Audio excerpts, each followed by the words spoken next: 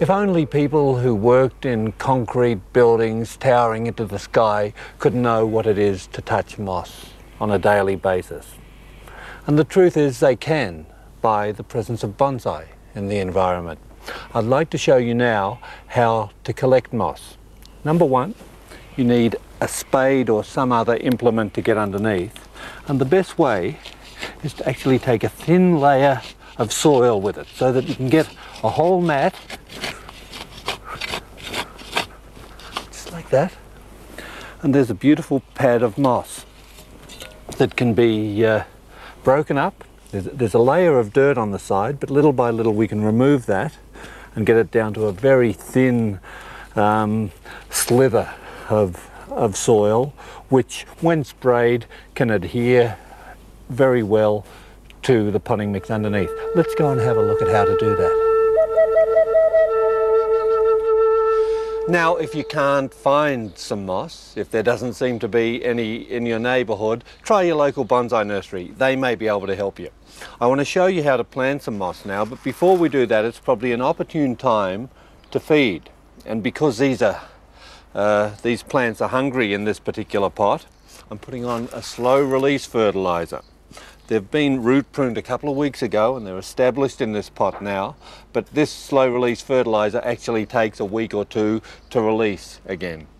It doesn't start, there's a prophylactic around the outside and it won't release the fertilisers until a little bit of water's got on them and some heat's got onto them. Now with the moss, first best to find mounds. If you can find little pieces that mound up and perhaps place those appropriately around the pot. If the moss is dry, it won't stick properly, so it's a good idea with dry moss to have a water bottle handy that you can spray the underside a little bit. And also if the top of the potting mix is sticky, that'll help as well. Then with smaller pieces, you can actually fill in the cavities around the mounds, and that can make it look quite natural and as if the moss has actually grown there rather than having been planted. There are different types of moss. This bush moss, which is so thick and heavy, you look at it from the outside, it's quite dense and much higher than this earlier Scotch type moss that I've used.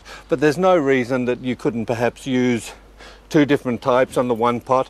With this one I might make it more of a background moss with the heavier ones. Push those in around the back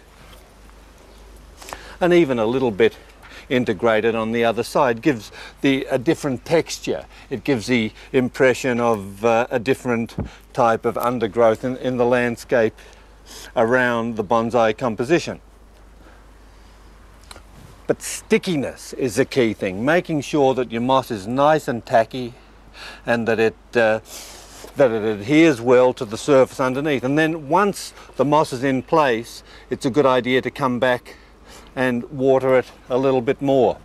That is to really soak it and then go down and tamp the moss down gently again. If the moss starts to lift up, it's because you're not watering enough. That's a clear indication that the surface is drying off and that more regular watering is required. Once the moss is properly positioned around there, and how you do it, it's really one of those things that one has a personal approach to, and you might make little pathways with pebbles in between or streams, all manner of form, but it's somewhere where you can apply your own ideals. And some pebbles around the edge to dress it off. And this also, of course, covers the fertiliser. If the fertiliser was left on the surface, much of the nitrogen on it may waft off into the air and the humidity. By keeping it in the pot, you actually get a better value from the fertiliser. You don't lose so much. So there we have it, mossing a bonsai.